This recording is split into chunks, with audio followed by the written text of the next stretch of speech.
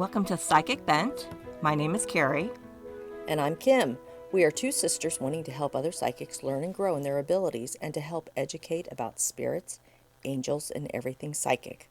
Welcome back, PsychicBent listeners, to our next episode. And this episode is on crystal grids.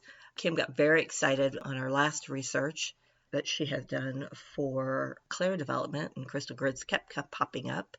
And so Kim's going to run with it, aren't you, Kim? Well, I'm going to do my best. I don't know how fast I'm going to run, but I'm going to do. No running in the house. That's right. Or with scissors. Yes. Yeah. Or with crystals. Right, that too. That could be a big problem. Crystal grids is something that we have mentioned off and on since the beginning of the podcast, the creation of the podcast. And it never really tickled my fancy. It just never really popped out to me as something that we should expand upon until, like Carrie said recently. And when doing the past research, it was just all of a sudden, you know what? We really need to discuss this. This is something that you all, and I know I myself, have been wondering, well, what exactly does it do? How should I go about this? What? Why? All those questions. So without further ado, here I go. Now, crystal grids, it is a method of actually harnessing the energies of crystals to be used in combination with our energy and geometric shapes to enhance, amplify our intentions and to connect to the universe. Because crystals, as we all know, they have energy and we have energy, and we need that to help manifest, to set healing intentions. It's a way to actually amplify and connect our intentions. And it gives them the potency of the healing crystal grids becomes stronger. The abundance intentions that you want to set, it just amplifies them all. Does that make sense? Yes, and I know you're going to get into it further, but it's also the combination of the stones you use. Yes. We use sacred geometry in the crystal grids, and sacred geometry, it refers to the universal patterns and shapes found in nature, which we've talked about in a previous episode, and they are also throughout the universe.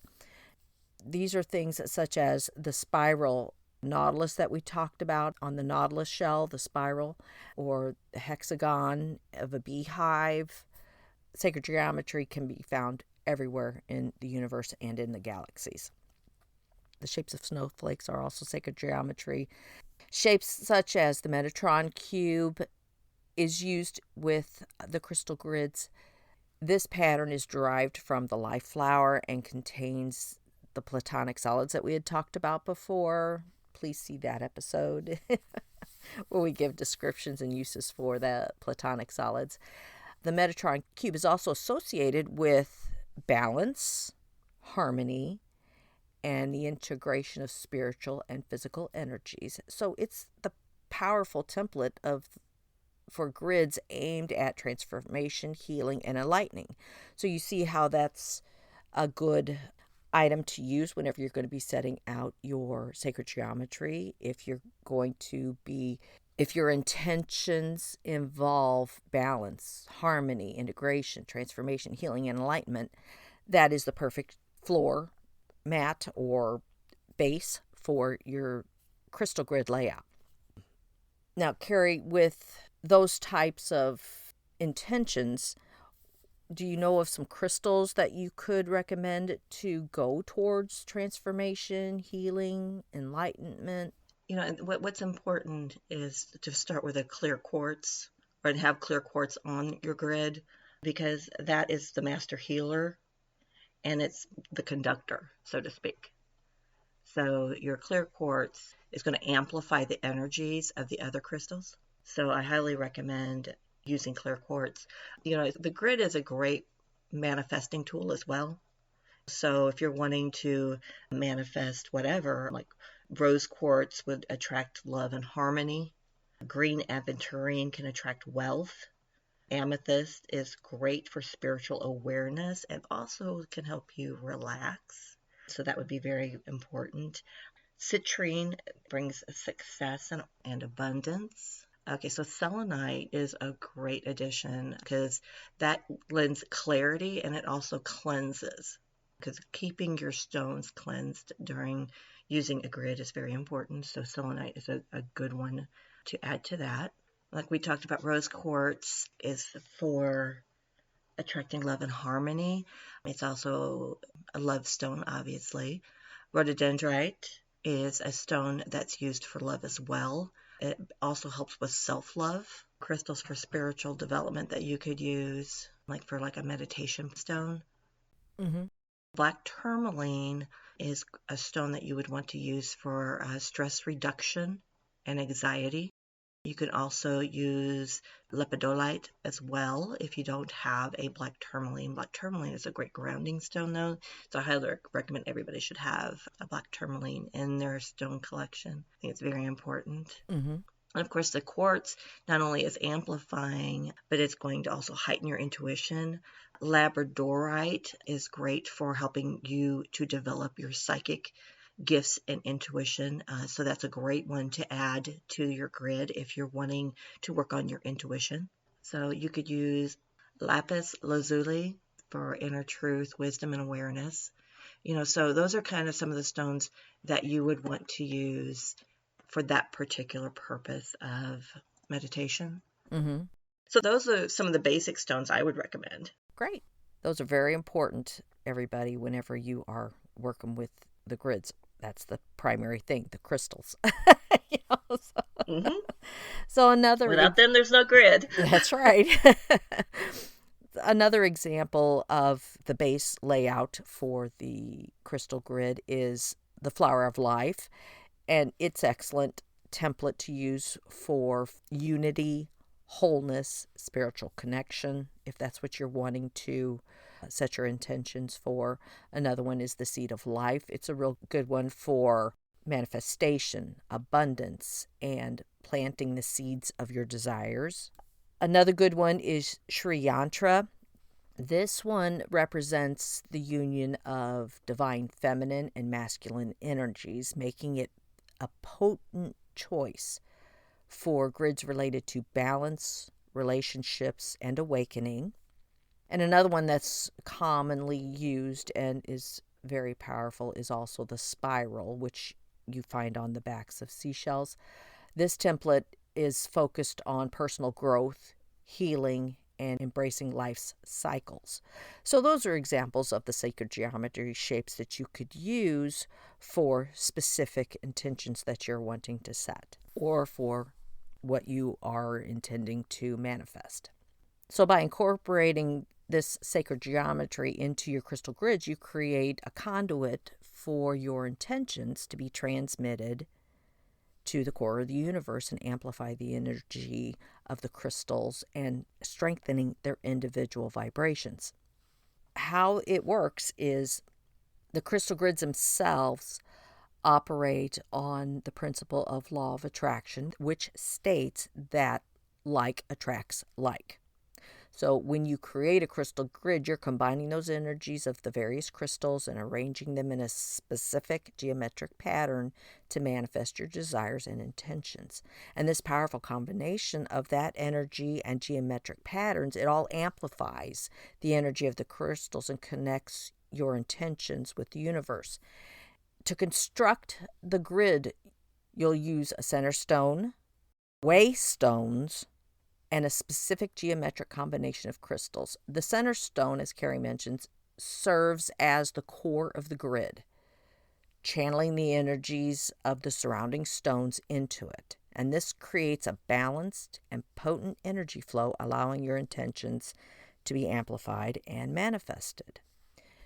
Now, choosing your stones, and Carrie gave wonderful, wonderful descriptions of the ones that are commonly used or that are the most popular. But when selecting the crystals, you have to choose what is essential for creating the powerful and effective grid and what resonates most with you and intentions you're wanting to set. And it's important to choose crystals that resonate, as I said. And But don't overthink it. right. And don't overthink it. But you do want ones that work harmoniously together. You don't want competing or opposite intentioned stones. Does that make sense? Yes, but you want to what's drawn to you too, because like you could have three stones that do the same thing, but which stone are you drawn to? Because you don't want to use all three for the same purpose, right? But you could use all three for the same purpose. As long as you're not junking up putting too many stones on your grid can cause chaotic energy, so you don't want to overcrowd it too. Yeah, I agree with that. Now consider the crystal's specific properties and how they align with your intentions. An example is citrine is often associated with prosperity, while rose quartz is linked to love and harmony. And by selecting the appropriate crystals, you can create a powerful grid that resonates with your desired outcome. Effectively combining energies, that is crucial to enhance the overall power of the grid. And to do this, you need to consider the individual qualities of each crystal.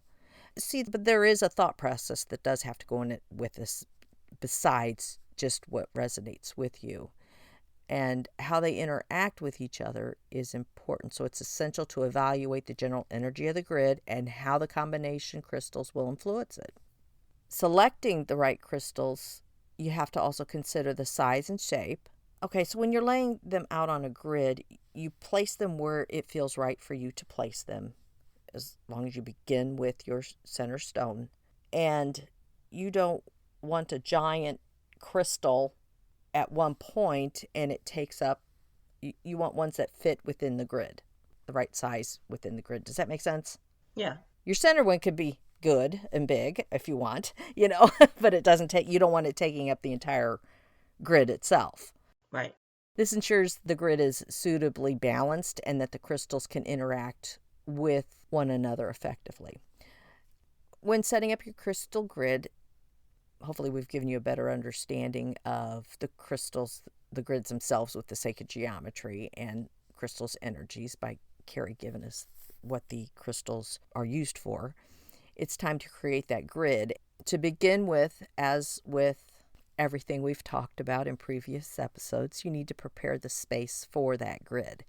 So before setting up your crystal grid itself, you need to choose a place and cleanse that space where the grid will be placed. Now, using the feng shui principles, and feel free to do your research on that, that can help you determine the best location for your grid based on your intentions. An example of that is placing a wealth grid in the southeast corner of your home can attract abundance and prosperity. Does that make sense? Yeah, I just think it belongs in my sacred space. So it's not messed with, or that's my sacred space is where I usually keep mine. Mm-hmm. Because my cat will knock it off if I put it in the off spot. Ah, good point. I'll come back and stones will be missing, or someone comes over and if you just have it out in the open, what are the things people do? They start picking up your stones. It depends on, I think, your comfort zone on whether you want to. If you live alone, feng shui is going to work well for you. Mm-hmm. But like in my scenario, I like to keep I have stones throughout my living space, don't get me wrong, but my sacred spot is where the crystal grids go, because that spot is cleansed. It's got that energy of where I, meditate and stuff. So I think that, your sacred space is a very key place to also put the grid. Yep, makes sense. Okay, so then once you've chosen that ideal location, whatever works best for you, it's important to purify the space and the stones to eliminate any unwanted residual energy that may be contained in that area or on the stones. You can cleanse your stones by smudging them, as we've mentioned many times, or exposing them to the light of a full moon. And there's other ways that you can cleanse your crystals and the space around you. Now, by preparing the space, you're creating a conducive environment for your crystal grid to actually thrive. Now we're moving to the actual placing of the stones themselves. The center stone is also known as the center crystal, as we've talked about, and is the heart of your crystal grid. It's serving to channel the energies of the surrounding crystals into it. Now choose a center stone that resonates with your intention and energy focus. You want to position that center stone in the middle of the grid, ensuring that it is aligned with the other stones in the grid, including the focus stone. So it's going to be right there in that center spot. What you can also do is items of significance can be placed beneath this center stone to actually augment its purpose. What I mean by that is you could place a written intention or an image or even a $20 bill beneath that center stone to attract the abundance and prosperity. So you can write down your intention that you're wanting, or have a picture of it and place it underneath that center stone on top of your grid. Now, after placing that center stone, that's when you begin arranging all the crystals that you've chosen for the grid in a specific geometric pattern around that center stone.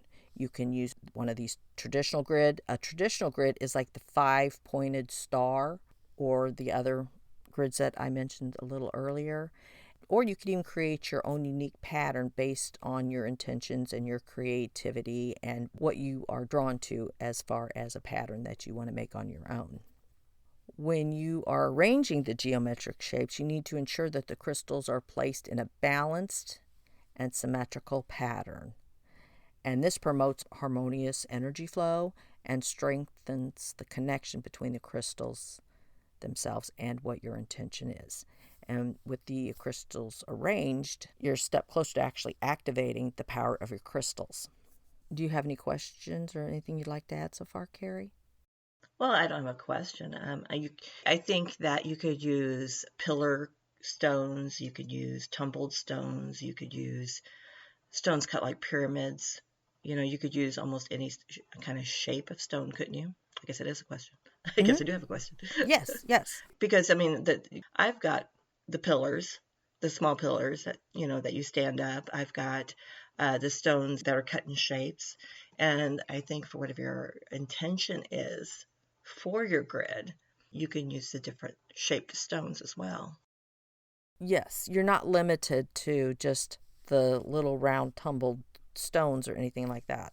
It's any type of crystals that you feel you need for this grid to enhance the energies, to help you manifest what you would like to have happen. After you've placed them all, that's when we begin the activating of your crystal grid. It has to be activated. And you're activating your grid to manifest the actual intentions. So activating your grid involves connecting with the energy of the crystals and focusing on your intentions. There are several methods to activate your crystal grids, each with its unique approach to connecting with the energy and the crystals and manifesting your intentions. And some of the popular methods are meditation, activating, sound activation, moonlight cleansing, and the hand method, which is move your hand above the stones in a circular motion and imagining a ray of light connecting all the crystals. So you can experiment with these different methods of activation to find the one that actually resonates with you most. Remember, the key is to focus your intention on the center stone and visualize your intention being transmitted to the core of the universe. As I said, with activating the actual grid itself, some people, and it just really depends on your practices and what feels best for you. You may use a wand if that's your practice, or a pointer crystal, or you can use your fingers as well to trace the lines between the crystals, visualizing your intention flowing. So this is how I have been visualizing this process. I think sometimes I'm not a very visual person, but then when it happens, I see it clearly in my mind how it's supposed to go. So that's what I'm going to try to describe to you right now. Hopefully it makes sense. What I visualize is you're going to be, while you're thinking about your intention and what you want your result to be, you're going to imagine light coming from yourself. And I'm actually picturing it as using my hand or something to point at the stone. You're actually visualizing the light coming from above to you, and then you're pointing it and directing it to that center stone. And as you are thinking of your intentions, you are visualizing that energy to slowly flow out to the sacred geometry lines that you have on your grid, watching the light flow out, the energy flow out to each stone and going all the way around, and then the whole grid being lit up with that energy connecting to everything, meeting back at the center stone. And that's how you activate your grid. Can you visualize that? Yeah. So that's how I'm visualizing you're actually activating your grid, is to sending that light and energy through you to that center crystal, it going out and connecting every stone, and then coming back to, or crystal, and coming back to that center stone where your intention is at. And that's how you are, all of the energy is connecting together to help focus on that intention. After you've activated your crystal grid, you need to leave it where it is. You're not going to put it up once you're done with your meditation and setting your grid and activating it. You have to actually maintain that grid. And it's important to maintain the grid's energy and revisit your intentions regularly. And to do this, cleanse and recharge the crystals by placing them in the sun or moonlight, smudging them with sage or Palo Santo, or even a crystal singing bowl.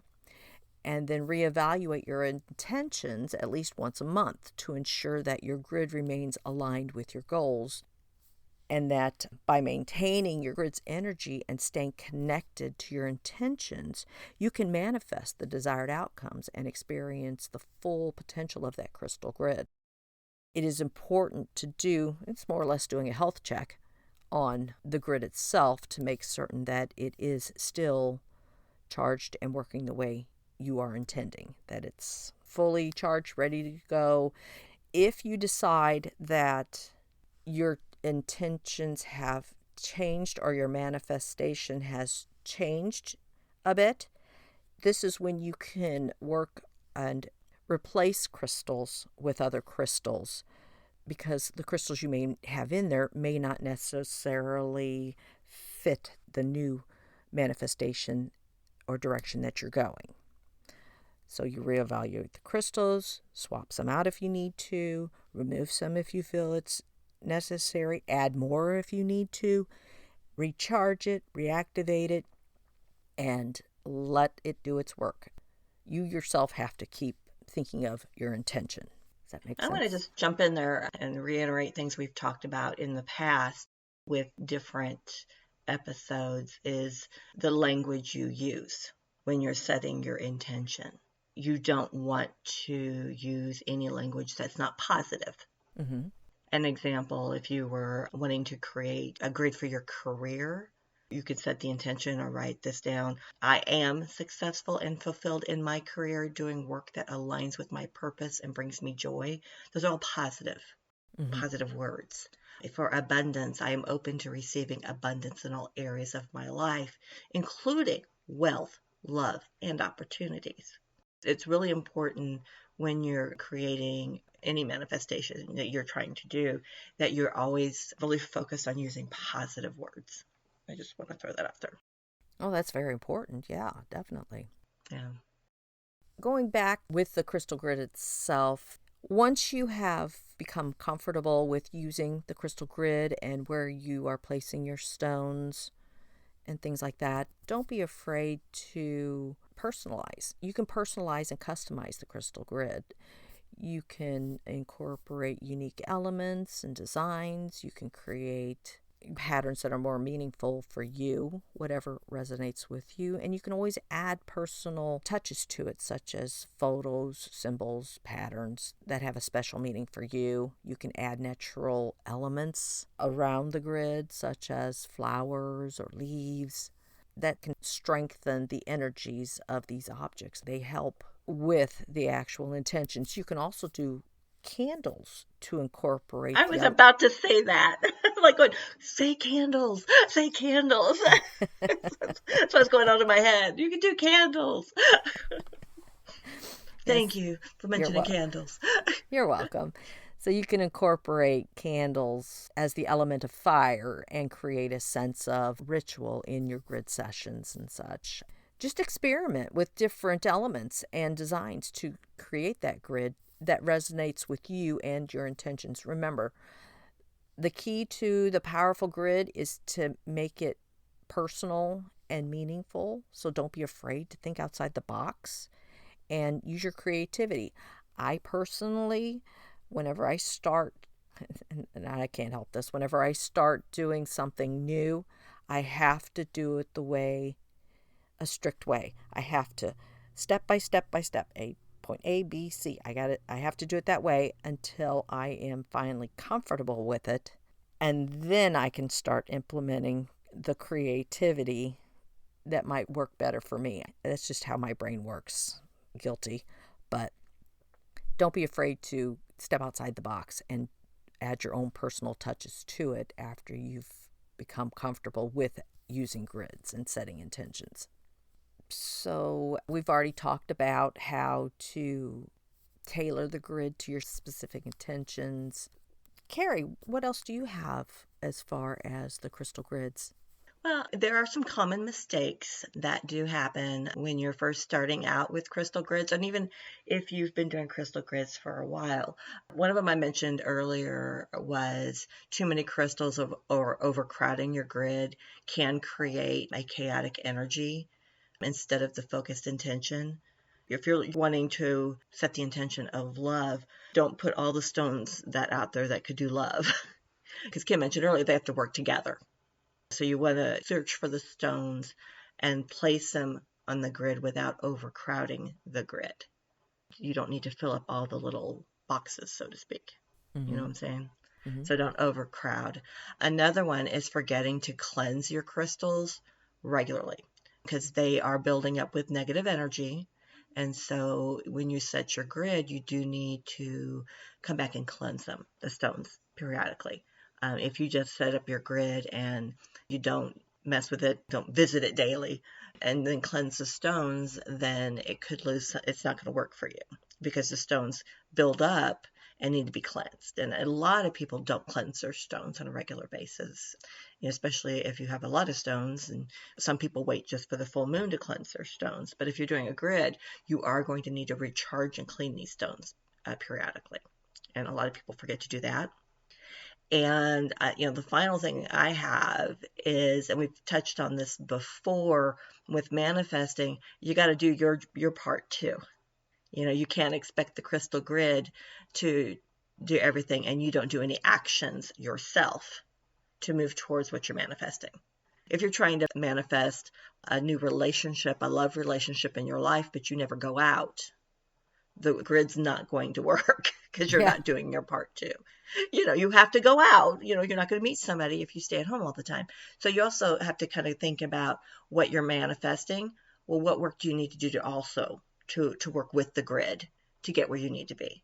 If you want a new job, we mentioned that in the last podcast. If you want a new job but you never put yourself out there and apply, well, you're not going to find that job. The grid can't do everything. The grid is there to um, enhance and help and create the energy needed to do what you want to manifest. But you do have to do some work yourself. It's like if you want to develop your psychic abilities and you just like, well, I'm going to go, I set the intention for this grid to help me with my intuition, but I don't do any of the work. Mm-hmm. Is my intuition going to get enhanced? Not as much as if I did the work. Right. I'm not going to go to sleep and wake up in the morning and, oh, my intention is strong and blah, blah, blah. I have to do some work for the intention purpose as well. That makes sense. Makes perfect sense. So that's just a few of the common mistakes. And, we make mistakes all the time. That's nothing to get down on or anything. It just happens.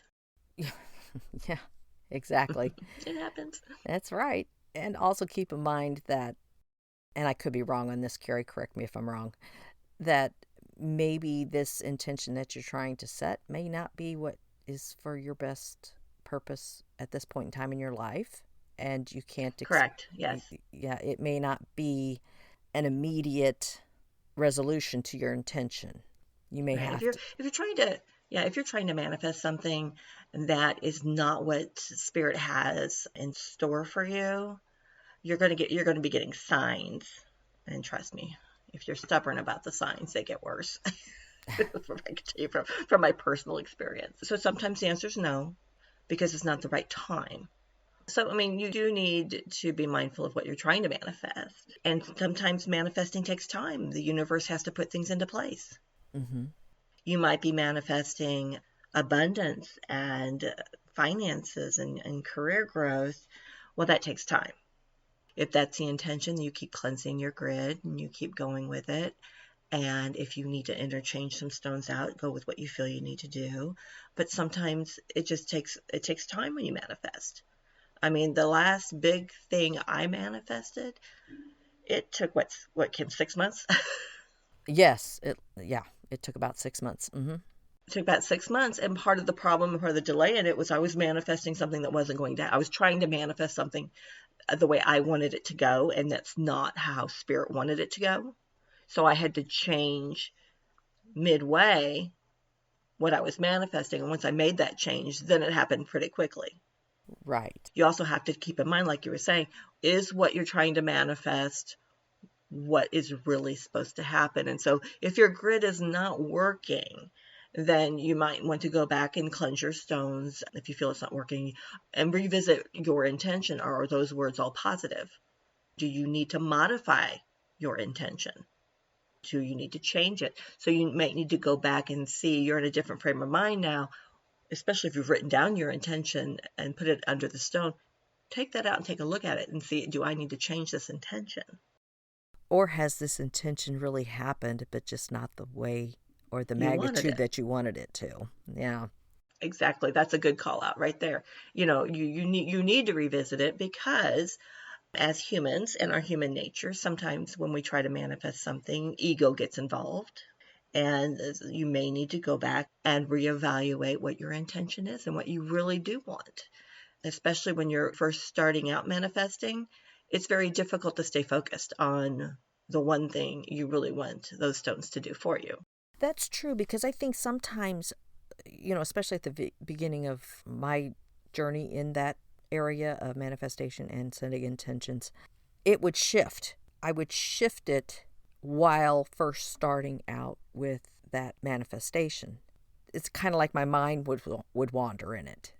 And that's a Hmm. distraction. That's not going Yeah. to focus. It's not focused. It's not very clear. I imagine with spirit whenever I'm trying to set a manifestation and it's shifting as I'm doing Yes. that one session of the manifestation. I could see that. Yeah, so sometimes revisiting, and I think writing it down. I mean, you don't have to write it down, but you could just say it out loud what your intention is. But 3 weeks down the road, are you going to remember what your exact manifestation was? Yes, exactly. You'll have a generalization, but then so I think the writing, and that's just personal. You can write it in your journal, right? If you want to do it that way, or you can write it on the paper like you talked about and put it underneath the main stone. Go back and revisit it. See what has, and then look back at what has manifested that's pertaining to this one particular thing you're wanting to manifest. Has anything moved forward with it? Has it happened? Like you said, has it happened but not in the way you want it? And look at it openly. And you may need to, at that point, recharge all your stones, re-clean everything, get some incense burning if that's your thing, however you want to cleanse your stones, and then rewrite your manifestation. Right. Refocus it. Yeah, refocus it. If you feel you need to swap out some of your stones, perfect time to swap it out. If you reset an intention and you're using candles, of course, you're going to redo candles at that point. Mm-hmm. But I think just writing it down, like I have a box I put stuff in when I'm not using a grid and I want to manifest, I write it and I put it in the box and then I go back later and revisit the box. And that box is in a place with crystals and has crystals in it and in other objects that Mm-hmm. I've chosen to felt that needed to be in this box. It's a closed box, so it's to me protected and private. Yes. whenever you're manifesting, most things you keep quiet about. You're not announcing on Facebook, I'm going to manifest this week. I'll keep you all posted. Some people may do that.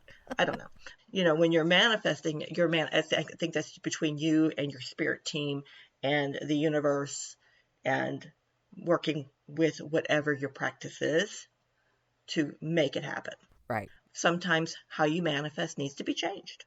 You may need to change the wording. Maybe when you wrote it out, you thought it was all positive and negative things have been happening in your life. Well, maybe that's part of the manifestation, or maybe you are manifesting the negative in your life by not manifesting correctly. Like with me and my manifestation, I've mentioned it before, I kept getting screws in my tire because I wasn't listening to what spirit was trying to tell me. I was so focused on what I was manifesting and what I wanted.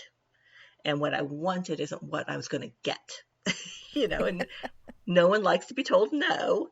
Right. We carry that from childhood on.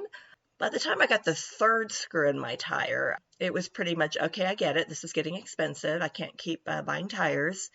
The last one was very blatant on the side of the tire. No way it could have just accidentally got there. And of course, I thought maybe someone was doing it, but I think I went to my friend who has abilities, and she's like, you're trying to manifest something and spirit's telling you no way, and you're not listening. And I'm like, oh yeah, you're right. I am. But once I refocused what I was trying to manifest and changed to what I was being told, more clairaudient what I needed to manifest. I wasn't told no all the way. I was just told no, not to that manifestation. I had to redo it. Right. And that's part of doing the work too, is reevaluating what you're trying to manifest. If it's not happening, go back and check the wording you used. Go back and reevaluate. What are you really asking for? Because if it's something that's not going to serve your higher self, then maybe you should meditate a little bit more on what you need to manifest and listen to the answer. Ask, am I manifesting this particular thing correctly? And listen, and if you hear no, then okay, what do I need to do? What should I be manifesting? How should I change it? And either you could listen for, depending on where you're at with your clairs and everything, you got to be open to the answer.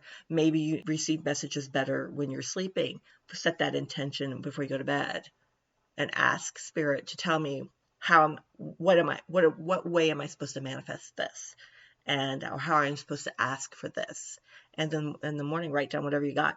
Yep.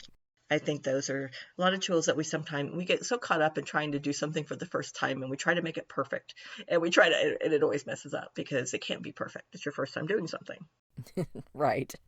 So that was kind of my thing on doing the grid, because the grid's all about manifesting. Yes, right? It is. Yeah, that and intentions. Yes.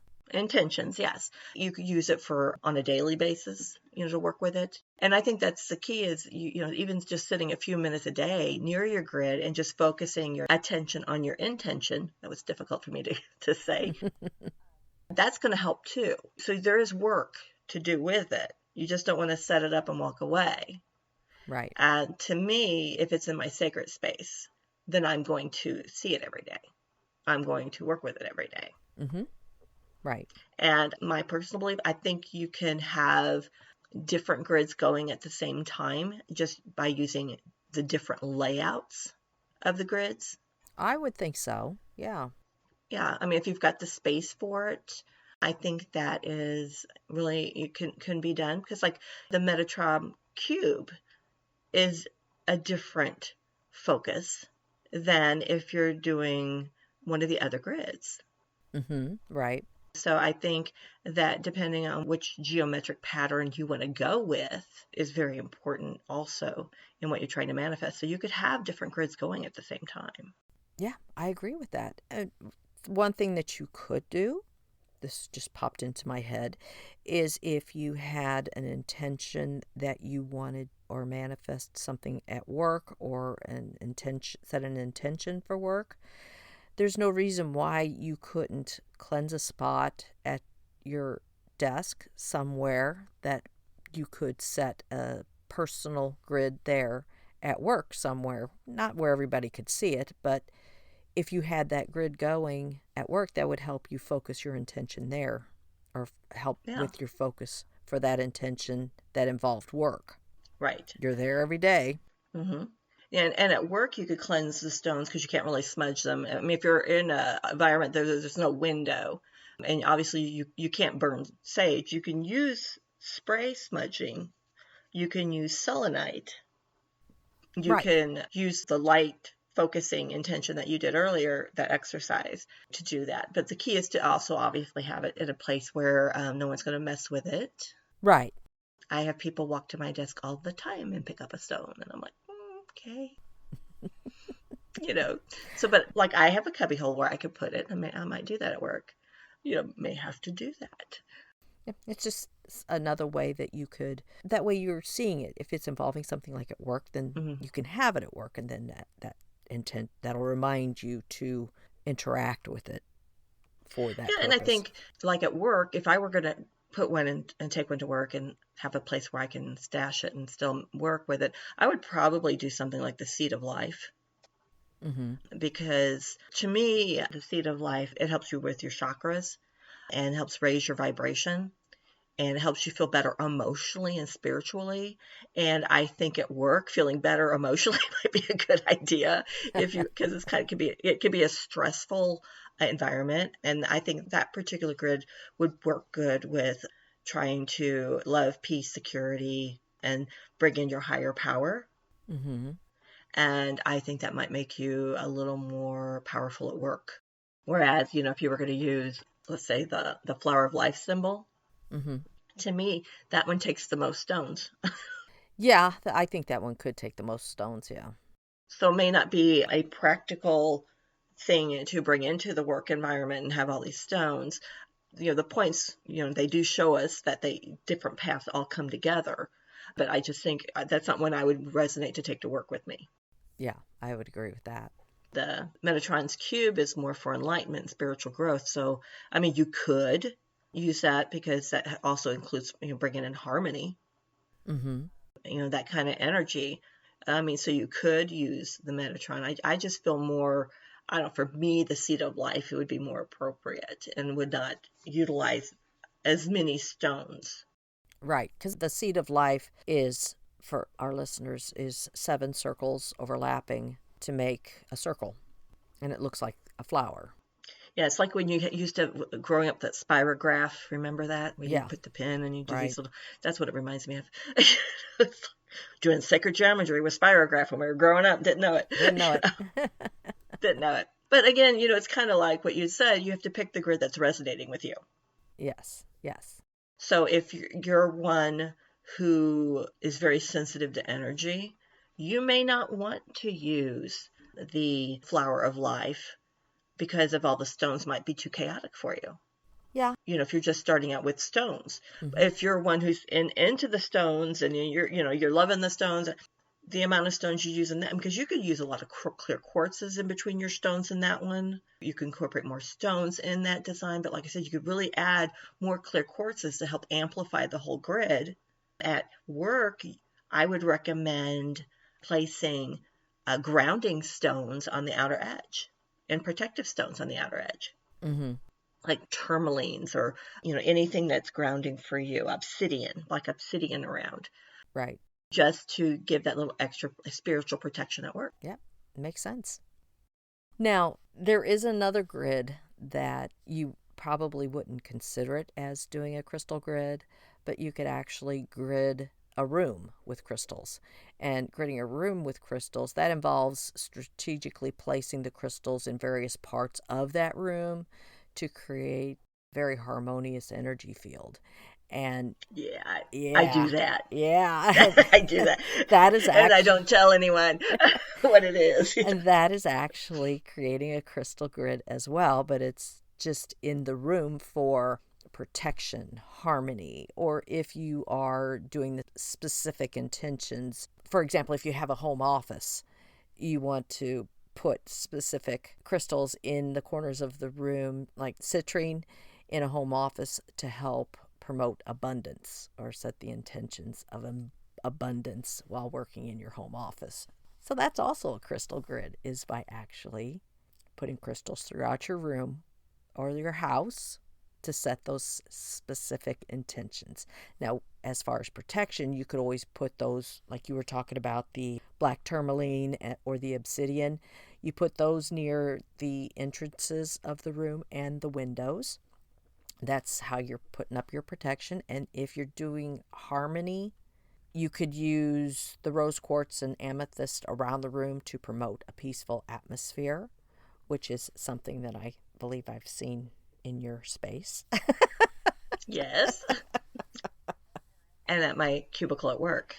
Oh, yeah. I have, I have a big old smoky quartz right on the edge of my desk. So you are actually creating a crystal grid in your workspace to make your area as harmonious as possible while at work. Yes. That's also crystal gridding. Yep. And of course, remember, the hard part when you do that is remembering to go back and cleanse those stones.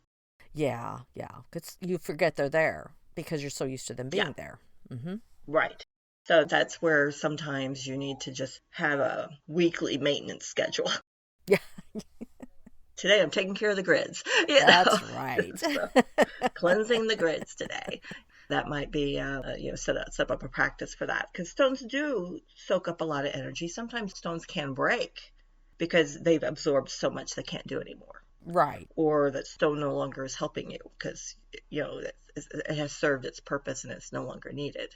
Mm-hmm. Exactly.